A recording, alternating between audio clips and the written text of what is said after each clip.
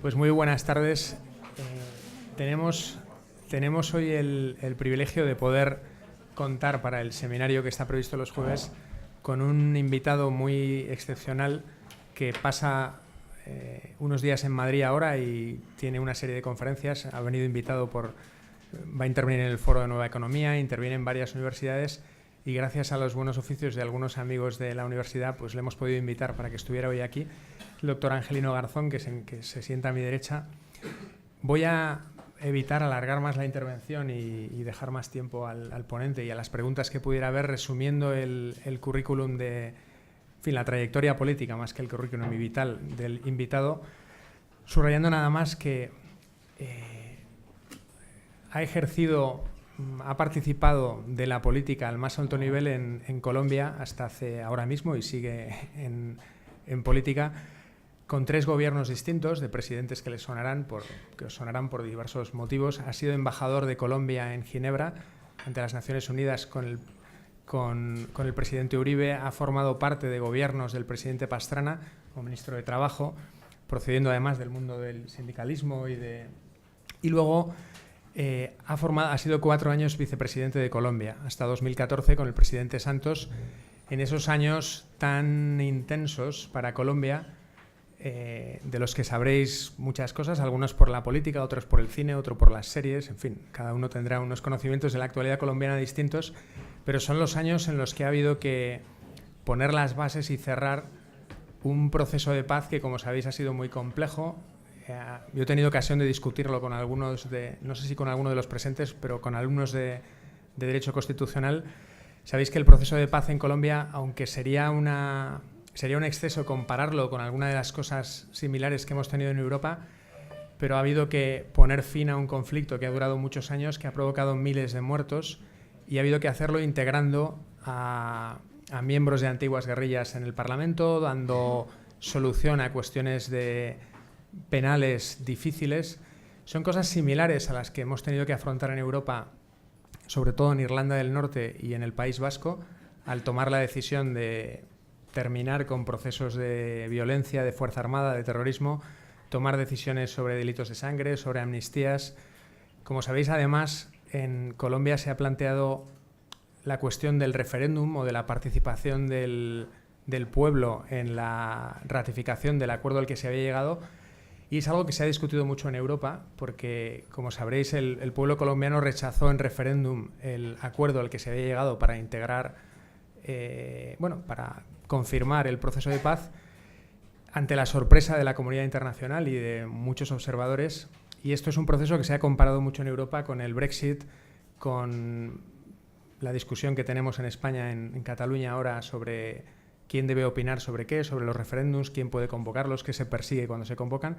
Lo digo también por poner en contexto que a una escala mucho mayor, porque el conflicto en Colombia, por desgracia, por extensión, por víctimas, por las cosas que han pasado, es mucho más intenso que cualquiera de los que he puesto como ejemplo, que el de Irlanda o que el de España. Pero bueno, pueden servir también para reflexionar.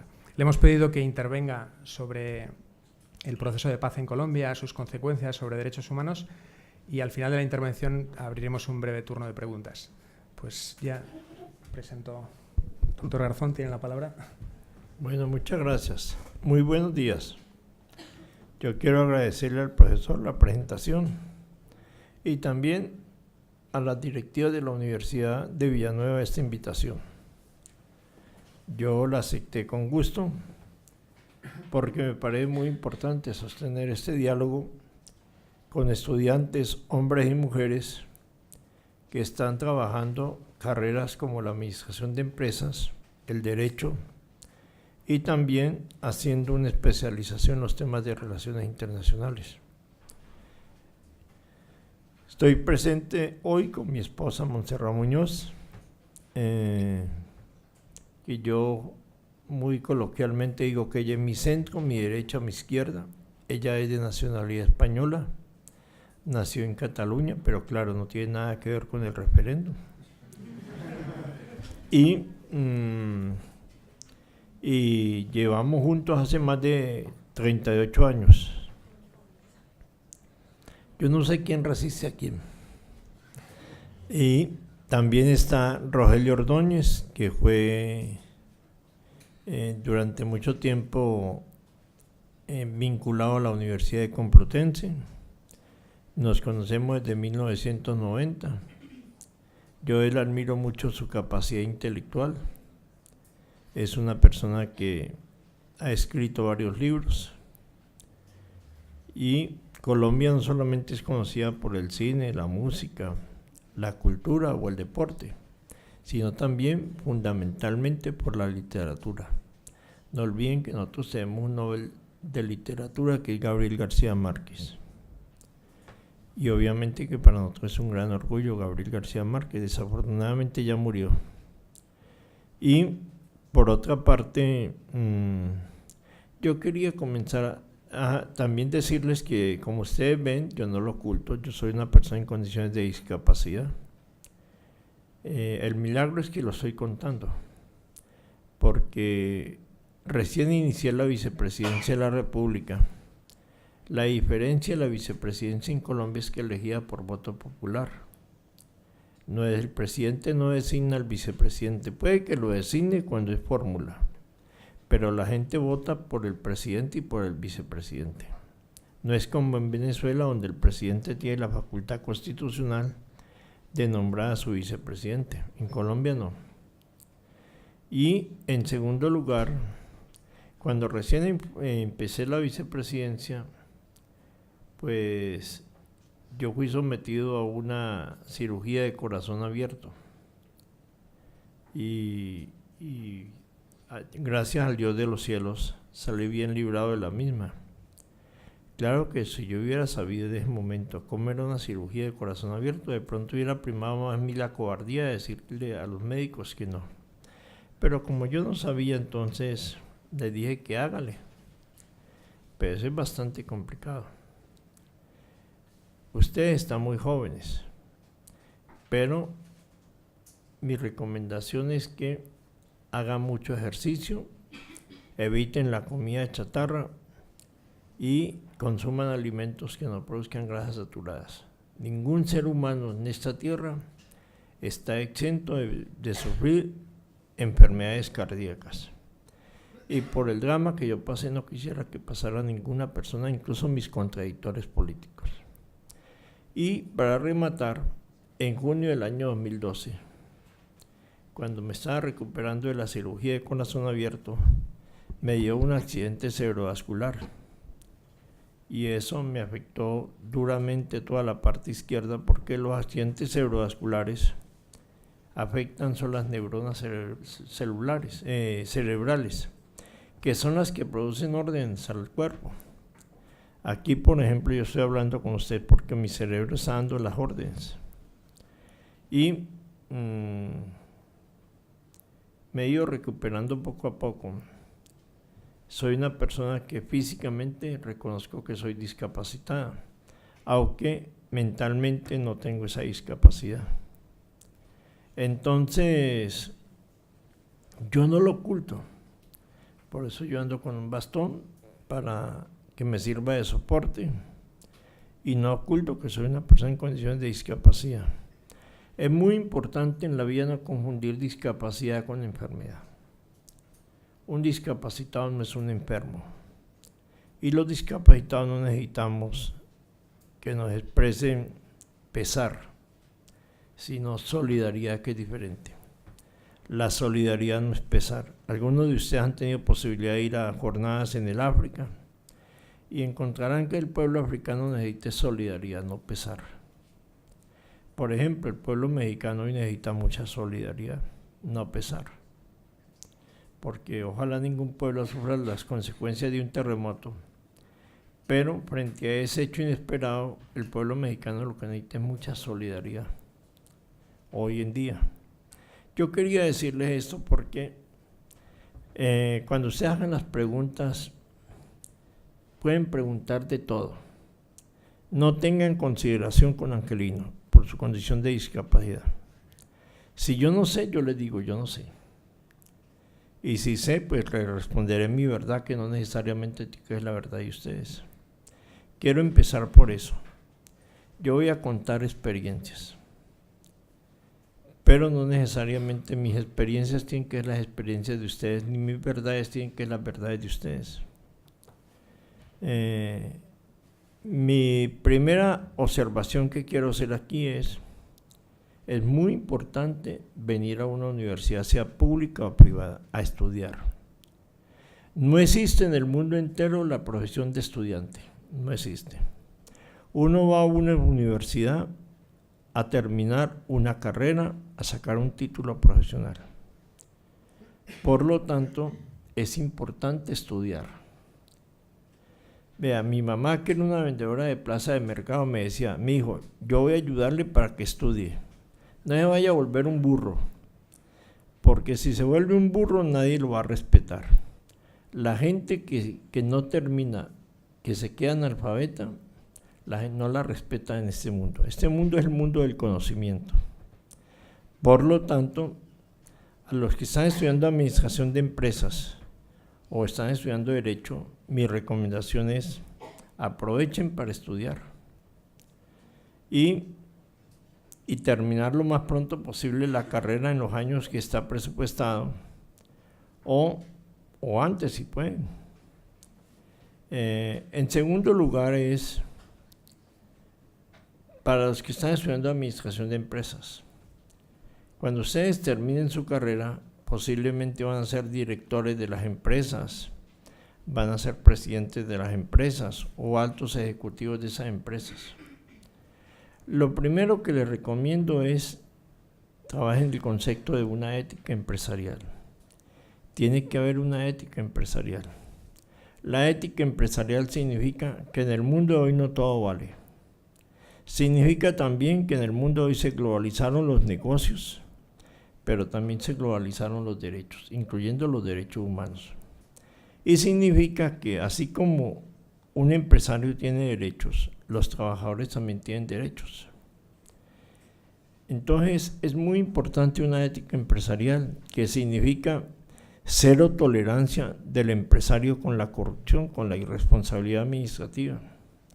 A veces hay empresarios en muchas partes del mundo que promueven que hayan gobernantes y que esos gobernantes hagan contratos espurios y corruptos con esos empresarios. Eso no puede ser así. Tiene que haber una ética empresarial, tanto en el sector privado como en el sector público. Y lo otro es que el buen empresario o el buen directivo de una empresa no es el que más sabe, es el que mejor actitud tiene con relación a la gente. Una persona puede saber mucho y puede ser mala persona, y los trabajadores terminan haciéndole la judía, como se dice popularmente. Termina haciéndole operación reglamento, operación tortuga o huelga general. No hay que volverse prepotente. La autoridad no se ejerce con la prepotencia, ni con el ordeno y mando. La autoridad se ejerce siendo buena persona, entendiendo al contrario y diciéndole una cosa muy elemental, que es, yo quiero recalcar a los que están haciendo administración de empresas, que es que una empresa, ¿qué es al final? Una empresa es una casa común. En esa casa común están mínimo 8 horas diarias los directivos de las empresas, están a veces empresarios, están a veces trabajadores altamente calificados, como serán ustedes cuando terminen, y están también los trabajadores. La casa común no puede ser un sitio donde la gente viva como perros y gatos. El gato persiguiendo al perro o el perro persiguiendo al gato. No. Es un sitio donde la gente se entiende y se colabora recíprocamente para lograr propósitos comunes. En el mundo hoy todas las empresas se pueden acabar, incluyendo empresas poderosas que nadie creía que se podían acabar. Se pueden acabar por temas nacionales e internacionales que tienen que ver con la competitividad, que tienen que ver con el conocimiento, con la tecnología. ¿Quién se imaginaba hace 40 años atrás que la Kodak se podía acabar. Nadie se imaginaba eso, se acabó. No fue capaz de competir con la nueva tecnología en materia fotográfica. Y se acabó, se acabó. Y por lo tanto, hay que procurar que los directivos de las empresas tengan buena relación con los trabajadores, con los gobernantes, siempre relaciones transparentes y horizontales. Y entender que los trabajadores tienen derechos, entre ellos el derecho a tener sindicatos. Así como los empresarios tienen derechos, también los trabajadores tienen derechos. No crean en aquellos líderes sindicales o trabajadores que creen que poco importa la suerte de las empresas, no. Sindicalista o empresario o trabajador que no se preocupe por el futuro de una empresa es mal sindicalista y mal trabajador. Si esto me lo escucha algún sindicalista, de pronto dice que yo soy patronal, pero es que es así. Los trabajadores también tienen que preocuparse por el futuro de las empresas. Este no es solamente un tema de los empresarios, es un tema del conjunto. En la casa común todos tenemos que convivir, todos tenemos que trabajar en un propósito común. Para que existan trabajadores, tienen que existir empresas. Y para que existan sindicatos, tienen que existir empresas y trabajadores.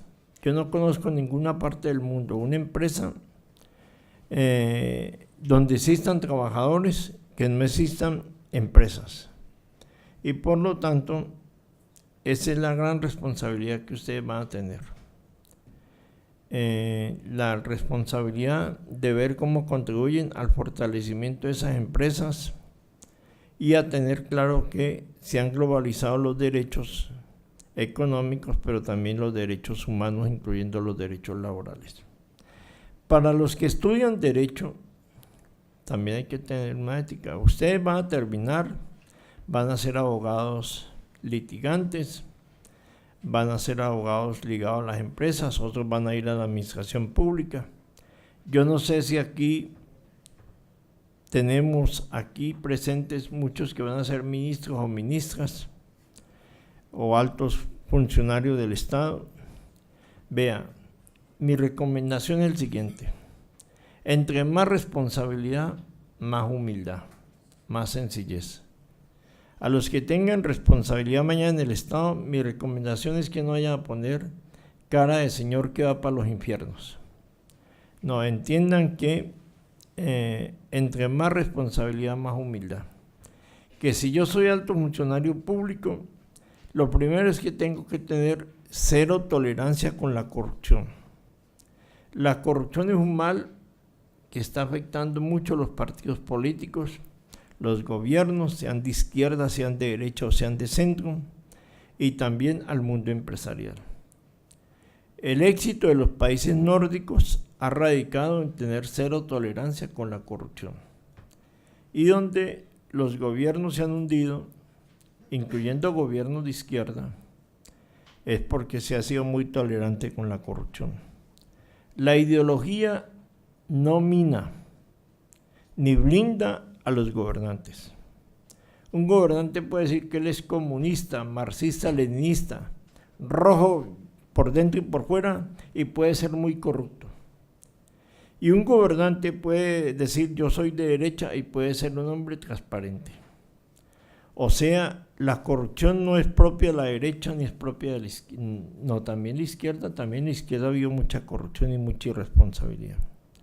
Quería decirles esto porque me parece que cuando ustedes sean gobernantes, sean abogados muy importantes o los que son administradores de empresas también, en un gobierno entiendan que los gobiernos están al servicio del bien común, no el partido político que los ayudó a elegir o que representan.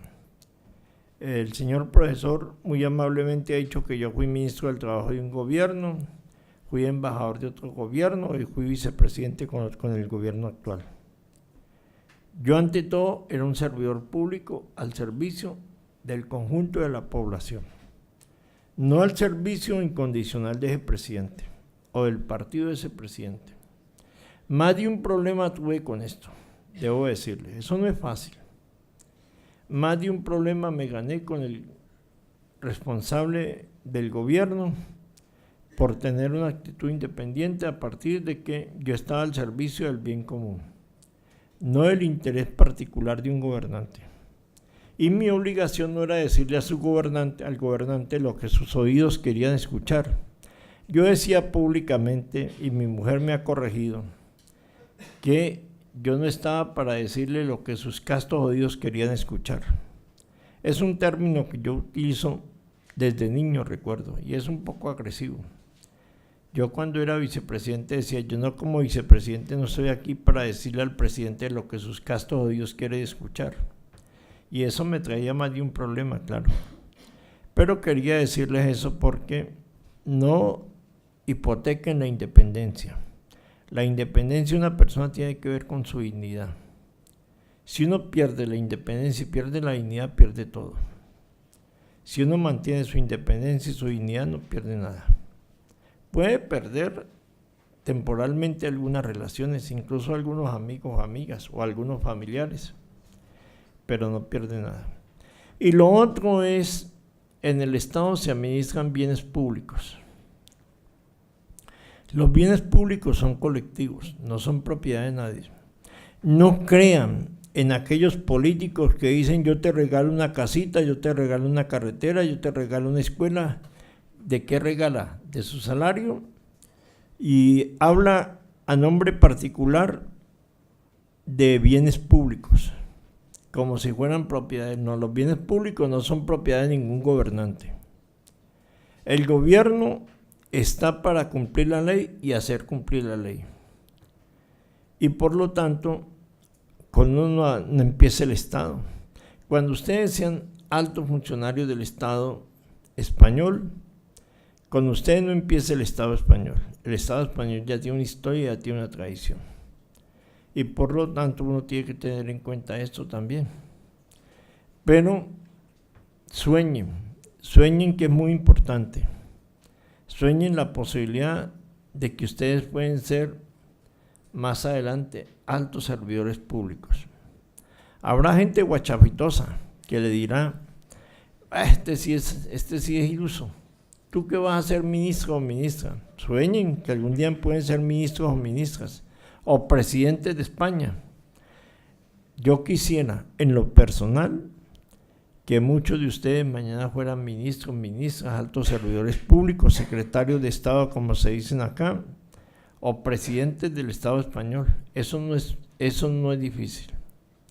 Tampoco se puede volver una obsesión personal. La obsesión es estudiar, es conocer todos los días más y más. Y el conocimiento no lo da un título, el conocimiento lo da una disciplina en el tema de la enseñanza. Cuando no le entiendan a un profesor, pregunten. Preguntar se aprende. Es un derecho de ustedes, con todo respeto por usted, señor profesor, y por los profesores aquí presentes. El derecho de los alumnos es preguntar.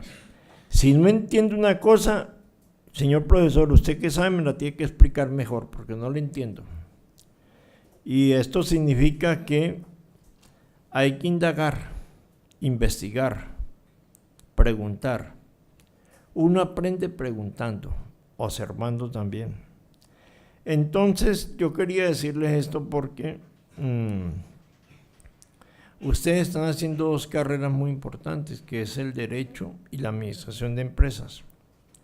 Están estrechamente relacionadas además. Pero además están interesados en los temas internacionales. Pues las relaciones internacionales descansan en dos aspectos fundamentales de todo país: relaciones bilaterales y relaciones multilaterales. Las bilaterales es las que hace un país con otro país. Esas son las bilaterales. España tiene relaciones con todos los países de la Unión Europea, no porque esté en la Unión Europea, sino que tiene relaciones de cooperación y relaciones comerciales con todos los países. Colombia igualmente. Y en segundo lugar, las relaciones multilaterales. Las relaciones multilaterales tienen que ver con los organismos internacionales. Por ejemplo, la Unión Europea es un organismo multilateral. Las Naciones Unidas es un organismo multilateral. La OIT es un organismo multilateral. La Organización Mundial de la Salud es un organismo multilateral. O sea, el mundo ha ido avanzando en crear los mecanismos multilaterales. ¿Para qué? Para entendimiento de los pueblos, incluyendo los temas del Comité Internacional de la Cruz Roja con el derecho internacional humanitario. El derecho internacional humanitario se hizo para evitar guerras. Yo personalmente coincido con todas aquellas personas que dicen que lo mejor que podía haber en el mundo es prohibir las guerras. Porque no hay guerra buena o guerra mala, todas las guerras son malas. Y quería decirles, para que no se les vaya a volver una obsesión, que vamos a cambiar en el mundo en materia multilateral. En Naciones Unidas las cosas no es fácil de cambiar, pues ya las Naciones Unidas se ha ido creando. Se creó las Naciones Unidas fundamentalmente después de la Segunda Guerra Mundial. ¿Para qué? Para evitar que vuelva a haber tragedias como la Segunda Guerra Mundial o la Primera Guerra Mundial. Por eso el origen de las Naciones Unidas está en Europa y con la ayuda de los Estados Unidos. Y en ese sentido, entonces, cuando a mí me nombraron embajador, yo les voy a contar la experiencia. Me llamó el señor ministro, el canciller del presidente Álvaro Uribe, el expresidente Álvaro Uribe Vélez. Él se llama Jaime Bermúdez Merizalde, y me ofreció que fuera embajador en Ginebra. Y yo le dije, señor ministro, es que yo tengo un problema. Me dijo, ¿cuál problema tienes? ¿De salud? Le dije, no, tengo un problema.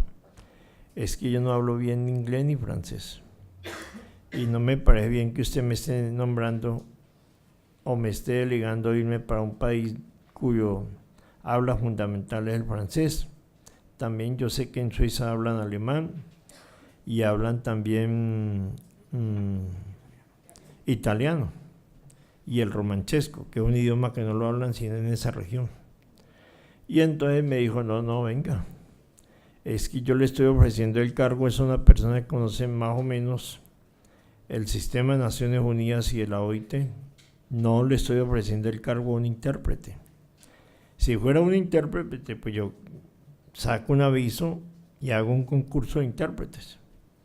Y usted no olvide que el español es un idioma universal en el sistema de Naciones Unidas. Y usted tiene un derecho, que es el derecho a tener unos intérpretes de su confianza para que no le vayan a traducir cosas equivocadas. Y entonces, pues yo le acepté. Le pedí el favor que me diera un placito para pensarlo bien, pero era para consultarle a mi esposa Montserrat y a mi hija, que es filósofa y especializada en administración de empresas de una universidad muy importante de Colombia, que es la Universidad Nacional de Colombia, que es la más importante de las universidades públicas. Y al final, pues, teníamos dudas, pero al final yo acepté el cargo y me fui. Cuando llegué a Ginebra dije, bueno, ya estoy montado en este potro, ahora me toca defenderme. Entonces apliqué el sentido común. Mañana, si alguno de ustedes es diplomático o diplomática, mi recomendación es que apliquen el sentido común. El sentido común radicaba en lo siguiente: estar bien informado, e incluso más informado que el resto de los embajadores. En segundo lugar, no meterme en los problemas de otros, porque obviamente en el sistema de Naciones Unidas hay muchos conflictos. Si usted mira el mundo africano, está lleno de conflictos. Si mira el mundo asiático, está lleno de conflictos. Y si mira el mundo del Medio Oriente, peor todavía. No meterme en los problemas de otros, e incluso de los países de América Latina y del Caribe. Y en tercer lugar, meterme solamente en aquellos problemas que tenían que ver con los intereses de Colombia. Así lo hice y eso me dio muy buen resultado. Recuerdo que un día el señor embajador de España ante Naciones Unidas y su segundo a bordo, que soy el embajador de España en Colombia, el doctor Gómez, me dijeron: Angelino, necesitamos aquí sacar una declaración contra la ETA y que entre el terrorismo. Me dijo: necesito que usted firme esto. Le dije: pues yo, ¿por qué tengo que firmarlo? Yo no voy a votar en contra, pero yo no voy a firmar esto. No, es un trabajo de ustedes. No me vayan a coger de gancho ciego aquí. Y entonces le dije: pero es que la ETA tiene relaciones con las FARC y todas esas cosas. Le dije: vea, pero a nosotros la ETA no nos está haciendo absolutamente nada en Colombia. Y vuelvo y le repito, yo estoy por principio en contra del terrorismo. Todo el terrorismo es malo. Si usted promueve esa declaración acá, de una vez le canto que yo la respaldo, pero no voy a ser promotor de ella. El promotor tiene que ser el gobierno de España. Y entonces le expliqué por qué. Le dije: no hagan eso porque pueden poner gente en contra. No olvide que la ETA aquí no está sola, aquí tiene dolientes. Aquí hay muchos gobiernos que tienen dolientes con la ETA. De modo que mi recomendación es que ustedes promuevan una declaración contra el terrorismo, contra ETA, y partan de que ustedes reivindican la posibilidad de dialogar con ellos y construir algún acuerdo con ellos. Yo también tenía algunas dificultades. El gobierno colombiano en cabeza del expresidente Uribe decía: Colombia está siendo afectada por una ofensiva terrorista, narcotraficante, que son los de las FARC y los del Ejército de Liberación Nacional, las dos guerrillas colombianas. Y la alta comisionada para los derechos humanos y la gente de Naciones Unidas decía: Colombia tiene un conflicto armado interno y la única solución es dialogar. Y entonces yo le tuve que decir a los diplomáticos que trabajaban conmigo: vea, si yo me pongo a defender aquí la posición del gobierno, aquí no me van a parar bolas, me van a decir que yo soy tipo de derecha, que soy un tipo recalcitrante, y no les voy a dejar cambiar su cuento de que es un conflicto armado interno. De modo que digan lo que les dé la gana, que yo no me voy a meter con ese problema. Y yo les propongo es que diversifiquemos la agenda. Salgámonos de la agenda del narcotráfico, del conflicto armado interno, y diversifiquémoslas en los temas que tienen con los derechos de las mujeres, los derechos de la población gay, el tema de los emigrantes. Diversifiquemos la agenda, que es una de las cosas que uno tiene que aprender, a diversificar la agenda para no volverse monotemático. Por ejemplo, si alguna recomendación yo le puedo dar al presidente de los Estados Unidos, es que diversifique la agenda.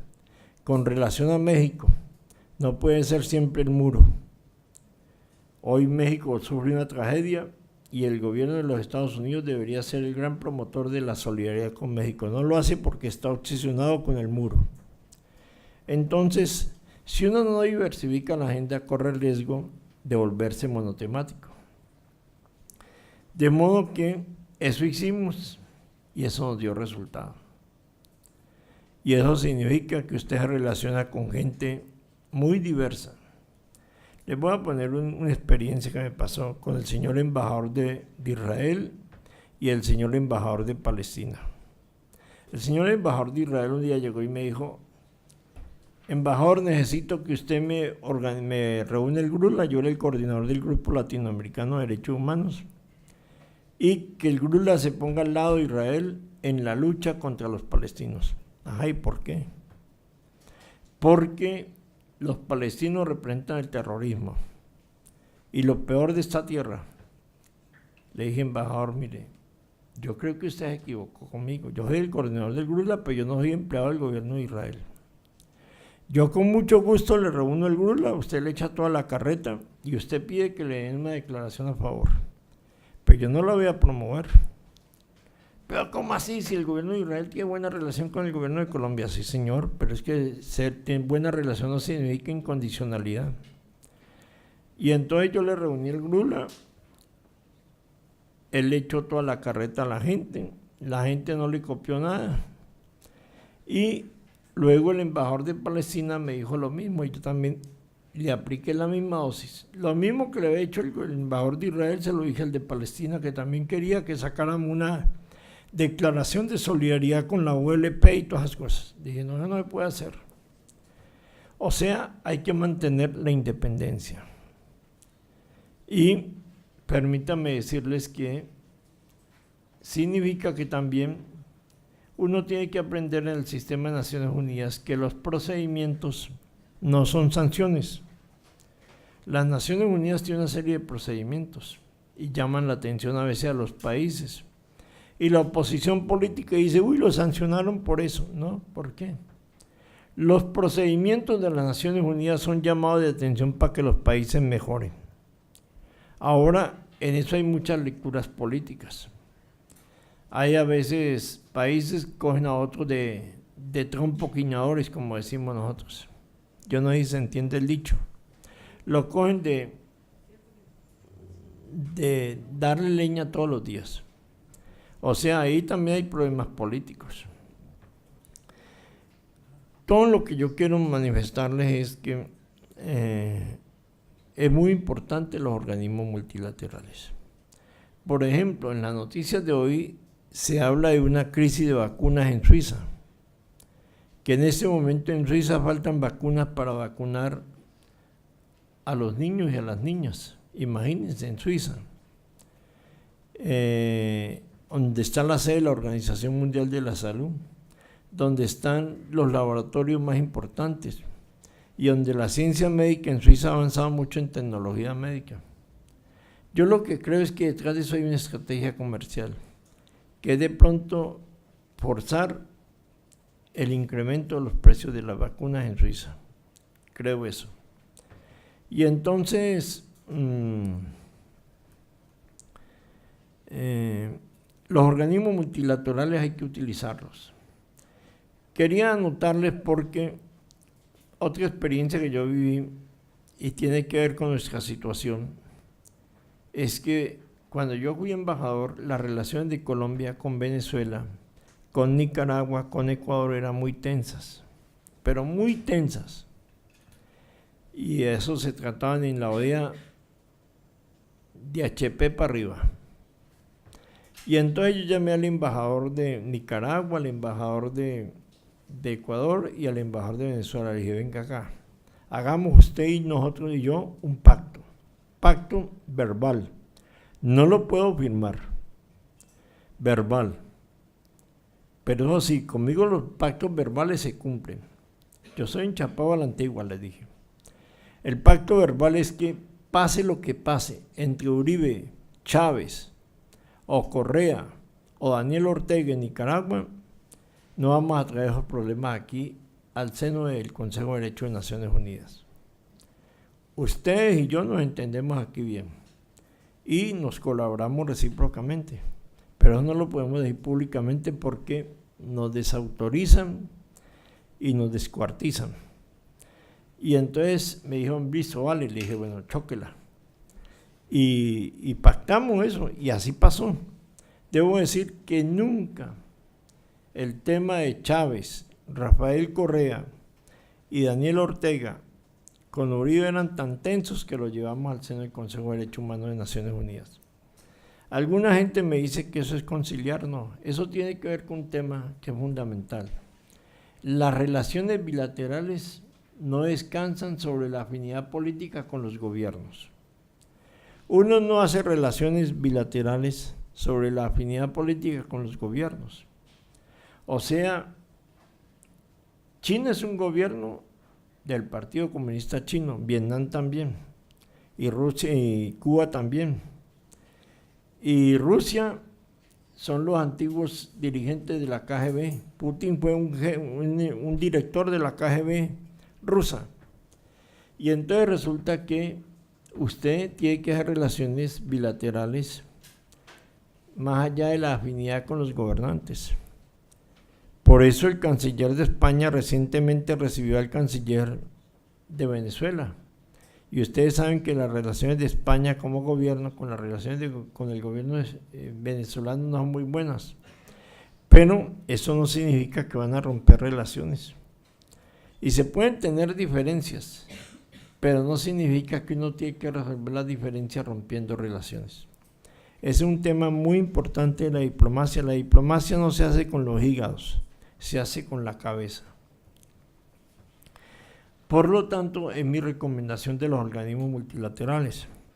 Finalmente, siguiendo la recomendación del señor profesor, el tema de paz en Colombia. Yo no soy vicepresidente del gobierno de Juan Manuel Santos. Y el hecho de haber sido vicepresidente durante 4 años no significa que yo soy incondicional del gobierno de Juan Manuel Santos, ni mucho menos. Mucho más cuando yo era tan crítico a algunos temas sociales del gobierno, de la falta de equidad social y de mayor democracia. Pero yo parto de un principio fundamental: es mejor la paz que la guerra. En Colombia existe una gran gloria del boxeo nacional que se llama Kiki Pambelé. Dicen que ha sido el mejor boxeador que ha tenido Colombia. Y él decía popularmente: es mejor ser rico que pobre. Claro que es mejor ser rico que pobre. Y entonces es mejor la paz que la guerra. Es mejor tener guerrilleros hablando que disparando. Yo no creo en los promotores de la guerra, ni en Colombia ni en ninguna parte del mundo. No creo en las guerras. Creo en los acuerdos. Ahora, como todo acuerdo, y esto les va a pasar a ustedes en sus empresas y en los gobiernos, no hay acuerdo ideal en el mundo entero. Hasta ahora la humanidad no ha descubierto acuerdos ideales. Existen acuerdos realistas. Uno puede firmar un acuerdo realista para resolver problemas de coyuntura, pero no hay acuerdos ideales. No pretendan conseguir el acuerdo ideal porque no lo van a conseguir. Ni los trabajadores pueden pretender tener un acuerdo laboral ideal porque no lo van a conseguir. En el mundo entero no existen acuerdos ideales, existen acuerdos realistas. Y uno puede tener críticas a un acuerdo, pero es mejor un acuerdo que nada. Los acuerdos se hacen para cumplirlos, no para dilatarlos, no para incumplirlos. Y por lo tanto, el mérito de Juan Manuel Santos consistió en dialogar con una guerrilla que lleva como guerrilla 50 años. Y que todos los presidentes, incluyendo el expresidente Uribe, tuvieron como propósito acabarla militarmente, y no fue capaz ningún gobierno de acabarla militarmente, porque la guerra tiene una cosa negativa: es que en la guerra la gente se vuelve mala y aprende a sobrevivir. En la guerra hasta la gente más buena persona se vuelve mala. Rompe relaciones familiares, rompe relaciones afectivas, rompe relaciones de amistad. En la guerra, el que no está con la guerra es un enemigo, y es un término militar. Y por lo tanto, el mérito de Juan Manuel Santos fue haberse sentado a dialogar con esta gente y construir un acuerdo. Ese acuerdo hoy es materia de mucho debate, incluyendo el profesor dijo una cosa: el presidente Santos se le ocurrió la idea, porque él fue el que se le ocurrió, a nadie más, de convocar un referéndum para que la gente dijera si está de acuerdo o no está de acuerdo con ese acuerdo de paz. Y estaba tan optimista que iba a ganar el referéndum que no previó lo negativo.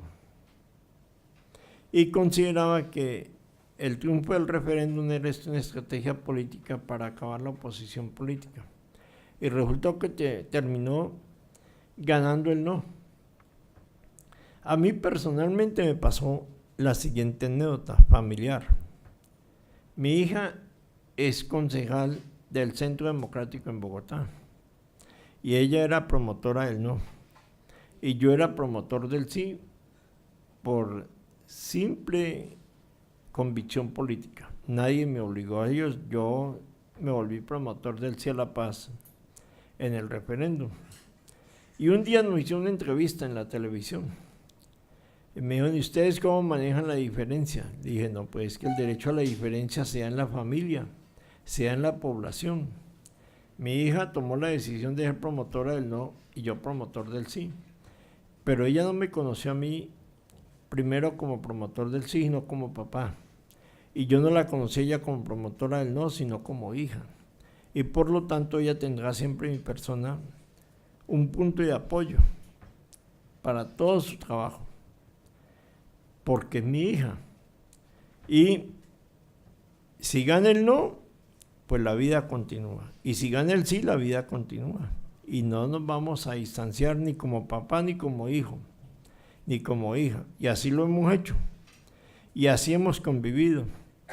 Claro que algunas personas rompieron hasta las relaciones personales y familiares porque se sectarizaron y se polarizaron mucho con el sí, con el no.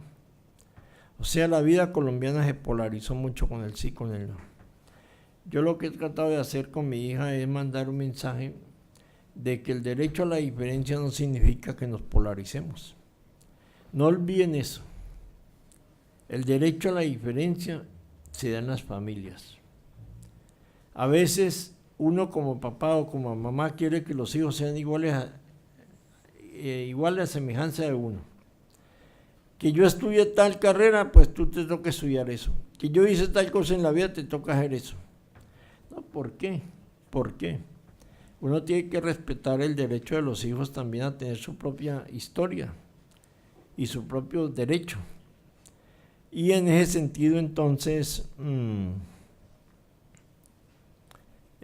yo vengo de la izquierda. Yo fui militante del Partido Comunista Colombiano, fui dirigente sindical y recuerdo que mis hijas, para llevarme la contraria, tenían 4 o 5 años. La actual, que es concejal, que es filósofa, y la otra que ya murió violentamente en el año 2000, que era arquitecta. Y yo, de cabeza caliente, un día me ocurrió mandarlas a Cuba para que conocieran el socialismo. Y fueron y vinieron, vea papá, eso es una dictadura. ¿Por qué? Es que los niños piden chicles. Lo primero que le hacen a los turistas es, deme un chicle, porque el chicle no existe. Ni a edad la gente tiene derechos. Y vinieron las muchachitas peor de lo que se habían ido. Y entonces yo no podía expulsarlas de la casa, ni podía maltratarlas, ni mucho menos. Tenía que entender que ellas tenían derechos. Y esto se lo digo porque ustedes respeten el derecho del papá y la mamá a ser diferentes, y que ellos también respeten el derecho de los hijos o de las hijas a ser diferentes. Esto no se puede resolver maltratando a la gente o expulsando a la gente o disolviendo la unidad familiar, no, ni mucho menos. Yo, por ejemplo, con mi esposa tengo muchas diferencias y a pesar de ello llevamos 38 años juntos. Y entonces, como uno con las venganzas no va a resucitar los muertos. Vea, mi hija fue muerta violentamente, mi hija mayor, arquitecta, también de la Universidad Nacional. Ella era muy buena estudiante. Yo le decía, si no fueras tan vaga, sería la mejor estudiante de esta universidad. Pero ella no sacrificaba una rumba por ser la mejor estudiante. Le gustaba mucho la rumba, como buena caleña que era. A mí también me gustaba también mucho la rumba. Y a mi mujer no le diga porque ella es española brasilera y a ella le gusta mucho la samba. Y entonces, quiero decirles esto porque mi hija murió en el año 2000 y a pesar de todos los cargos que yo he tenido en el Estado, el crimen sigue en impunidad. Yo ya mentalmente estoy preparado para perdonar a quien le haya hecho daño a ella. Yo lo único que he pedido de la justicia colombiana es que me digan la verdad. ¿Para qué? Para tener más elementos de juicio para perdonar a los que hicieron daño. yo no me ganaría nada. Si mañana la fiscalía me dice, vea, fulano de tal fue el que la mató, yo no voy a pedir para esa persona prisión, ni cárcel, ni mucho menos. Ni con los esqueletos, ni con cárcel uno va a revivir los muertos. Mi hija ya murió y yo no tengo posibilidad de revivirla. Así quien le haya hecho daño, se vaya 20 años a la cárcel. Yo ya soy preparado para perdonar, porque yo creo que es más valiente perdonar o reconciliarse que mantener odios o venganzas. Con los odios y venganzas no vamos a resucitar a los muertos. Y esto se lo digo porque en el tema de la paz, entonces, hoy pues tenemos un acuerdo. La guerrilla de las FARC, que ha sido gente muy radical, muy negativa, entonces ellos han tomado una decisión de abandonar la actividad guerrillera. Alguna gente cree que eso es mamey y que eso es fácil. No es fácil, es toda una vida. Y obviamente que abandonar la actividad es abandonar la actividad de bandidos. El bandido tiene como característica que no se mueve en la institucionalidad. El bandido, primera característica, que tiene mucha plata en el bolsillo. La segunda característica es que todo lo compra, todo lo soborna. El bandido no va a una universidad a estudiar. El bandido busca comprar un título falso. Y con ese título falso se mueve. El bandido no consigue un pasaporte haciendo una fila en la Cancillería, sino que compra un pasaporte falso o una cédula falsa. Es la cultura del bandido.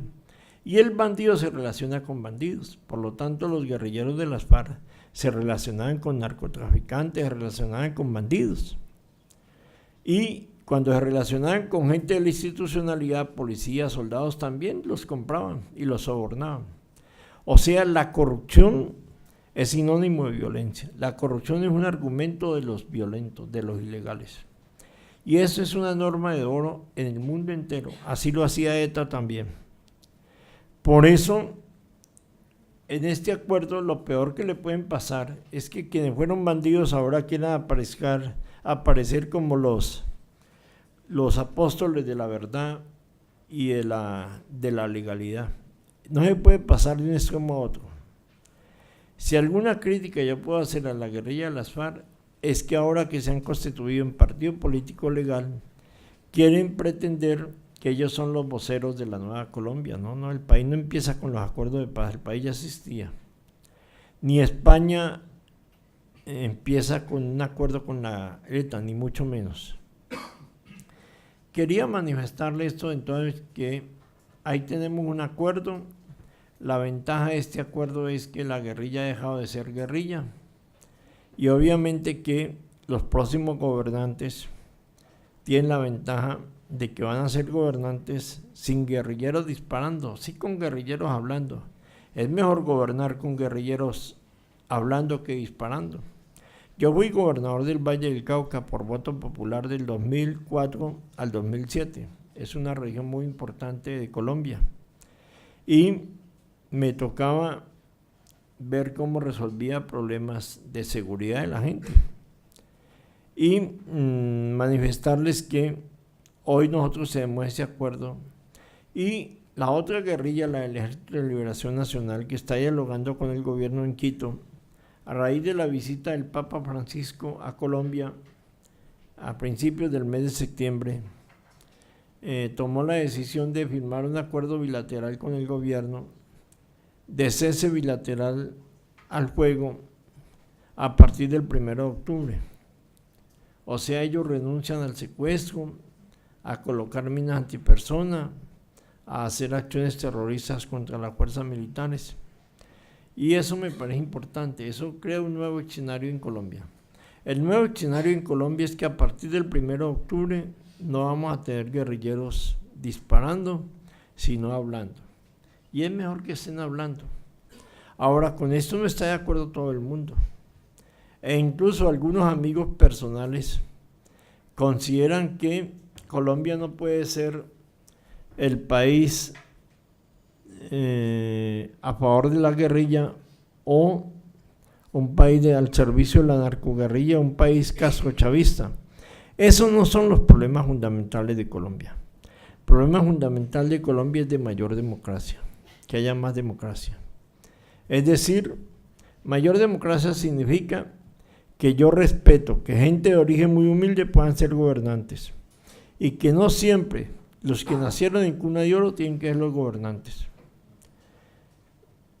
Ustedes se van a encontrar en la vida con algunos personajes que son gente muy rica y le salen a uno con el cuento que ellos por historia son los que tienen que seguir gobernando.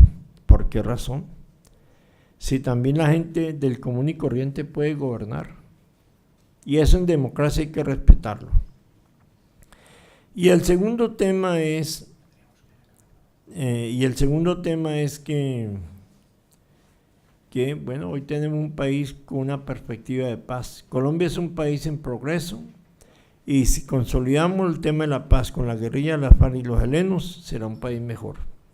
Colombia no es un país igual a hace 50 años. Colombia es un país en progreso, en todo sentido, en lo democrático, en lo social, en el respeto a los derechos humanos. Y ese país que queremos sea justo y sea mejor, es más fácil construirlo en paz que en guerra. De modo que muchas gracias, esto es lo que yo quería decirles a partir de mis propias experiencias. Y dejo a ustedes para que hagan las preguntas que consideren, sin ninguna consideración. Me pueden preguntar hasta de lo que me va a morir.